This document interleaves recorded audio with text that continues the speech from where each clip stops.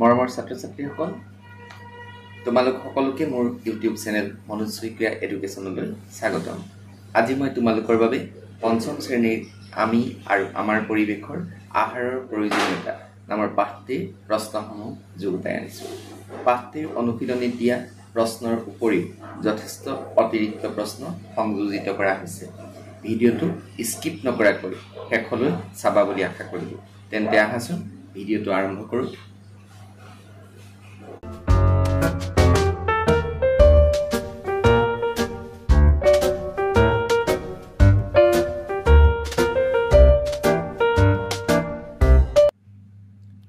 আহাৰৰ প্ৰয়োজনীয়তা। এই পাঠটোৰ অনুশীলনীত থকা প্ৰথম প্ৰশ্নটো হ'ল, আমাক কিয় আহাৰৰ প্ৰয়োজন? উত্তৰ: জীয়াই থাকিবলৈ আমাক আহাৰৰ প্ৰয়োজন। আহাৰৰ পৰা আমি কাম কৰিবলৈ শক্তি পাওঁ। দ্বিতীয় প্ৰশ্নটো হৈছে, খাদ্যত থকা উপাদানবোৰ কি কি? উত্তৰ: খাদ্যত 6 প্ৰকাৰৰ উপাদান থাকে। সেইকেইটা হ'ল শৰ্কৰা, প্ৰটিন, চৰ্বি, ভিটামিন, খনিজ লৱণ আৰু পানী। তৃতীয় প্ৰশ্নটো হ'ল, সুষম আহাৰ বুলিলে কি বুজা? উত্তৰ: যিবোৰ আহাৰত শৰ্কৰা, প্ৰটিন, চৰ্বি আদি 6টা উপাদান আমাৰ শৰীৰৰ প্ৰয়োজনৰ হিচাপত পোৱা যায়, সেইবোৰকে সুষম আহাৰ বোলে। সুষম আহাৰে আমাক শক্তি দিয়ে, শৰীৰৰ বৃদ্ধি কৰে আৰু নিৰোগী হৈ থকাত সহায় কৰে। চতুৰ্থ প্ৰশ্নটো হ'ল, আমি কিয় যথেষ্ট পৰিমাণে পানী খাব লাগে? উত্তৰ: আমি যথেষ্ট পৰিমাণে পানী খাব লাগে কাৰণ 1. পানীয়ে আমাৰ আহাৰ সহজে হজম হোৱাত সহায় কৰে। 2. পানীয়ে শৰীৰৰ অলাগতিয়াল পদাৰ্থবোৰ ঘাম আৰু প্ৰস্ৰাৱ ৰূপে বাহিৰ কৰাত সহায় কৰে। 3. পানীয়ে শৰীৰ শীতল কৰি ৰাখে। 4. দেহত পানীৰ পৰিমাণ কমি গ'লে বেমাৰ হ'ব পাৰে। ইয়াৰ পিছত কিছুমান অতিৰিক্ত প্ৰশ্ন সংযোজিত কৰা হৈছে। এই অতিৰিক্ত প্ৰশ্নবিলাকৰ প্ৰথমটো হ'ল, আহাৰৰ উপাদান কাক বোলে? উত্তৰ: আমি খোৱা আহাৰত বিভিন্ন ধৰণৰ পুষ্টিকৰ দ্ৰব্য থাকে। এই পুষ্টিকৰ দ্ৰব্যবোৰক আহাৰৰ উপাদান বোলে। ইয়াৰ পিছৰটো হ'ল, 5বিধ শৰ্কৰাজাতীয় আহাৰৰ নাম লিখা। উত্তৰ: ভাত, ৰুটি, চেনি, গুড়, আলু ইত্যাদি। ইয়াৰ পিছৰ প্ৰশ্নটো, 5বিধ প্ৰটিনজাতীয় আহাৰৰ নাম লিখা। ইয়াৰ উত্তৰ হ'ব গাখীৰ, দৈ, কণী, মাছ, মাংস ইত্যাদি। ইয়াৰ পিছৰ প্ৰশ্নটো, 5বিধ চৰ্বিজাতীয় আহাৰৰ নাম লিখা। উত্তৰ হ'ব তেল, ঘিউ, মাখন, নাৰিকল, বাদাম, তিল ইত্যাদি। 5বিধ ভিটামিন আৰু খনিজ লৱণযুক্ত আহাৰৰ নাম লিখা। ইয়াৰ উত্তৰ হ'ব সেউজীয়া শাক-পাচলি, গাজৰ, বিলাহী, আমলখি, নেমুটেঙা ইত্যাদি। ইয়াৰ পিছৰ প্ৰশ্নটো হৈছে, অভাৱজনিত ৰোগ কাক বোলে? ইয়াৰ উত্তৰ হ'ব দীৰ্ঘদিনৰ বাবে উপাদানৰ অভাৱত শৰীৰত হোৱা বেমাৰক অভাৱজনিত ৰোগ বোলে, যেনে কুকুৰিকণা, বেৰি-বেৰি। ইয়াৰ পিছৰ প্ৰশ্নটো হ'ল, মেদবহুলতা কি?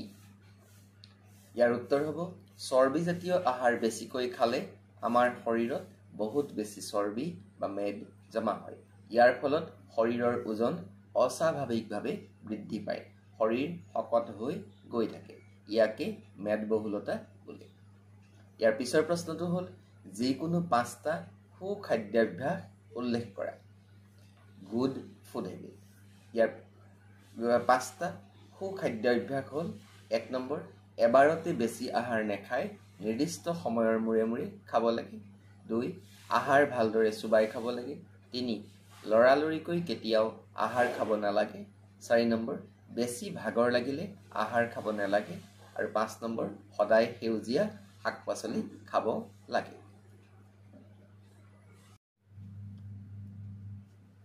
ইয়াৰ 2 নম্বৰ প্ৰশ্নটো হৈছে, খালী ঠাই পূৰ কৰা। খালী ঠাইৰ প্ৰথমটো হ'ল, জীয়াই থাকিবৰ বাবে ডেছ প্ৰয়োজন। জীয়াই থাকিবৰ বাবে আহাৰৰ প্ৰয়োজন।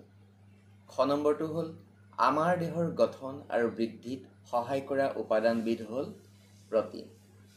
গ নম্বৰটো, সেউজীয়া শাক-পাচলি আৰু ফল-মূলত ভিটামিন আৰু খনিজ লৱণ থাকে।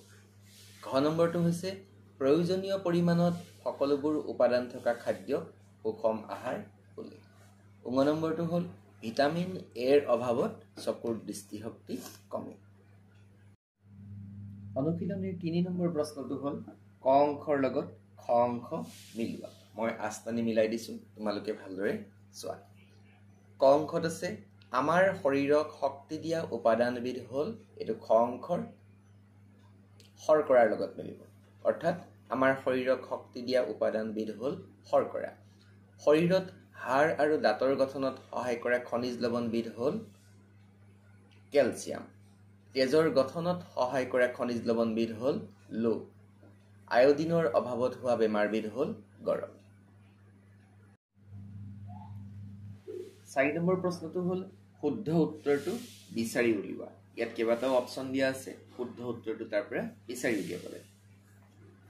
ক নম্বৰটো হ'ল আমাৰ শৰীৰক বেমাৰৰ পৰা ৰক্ষা কৰা উপাদানবোৰ হ'ল গাখীৰ আৰু দৈ, চৰ্বি আৰু প্ৰটিন, ভিটামিন আৰু খনিজ লৱণ। ইয়াৰ শুদ্ধ উত্তৰটো হ'ব ভিটামিন আৰু খনিজ লৱণ। ইয়াৰ পিছৰ প্ৰশ্ন, দীৰ্ঘদিনৰ বাবে খাদ্যৰ উপাদানৰ অভাৱত হোৱা বেমাৰক কি বুলি কোৱা হয়?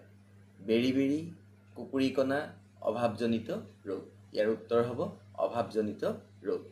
ভিটামিন চি অধিক পৰিমাণে থকা খাদ্য হ'ল গাখীৰ, আমলখি আৰু চয়াবিন। ইয়াৰ শুদ্ধ উত্তৰ হ'ব আমলখি।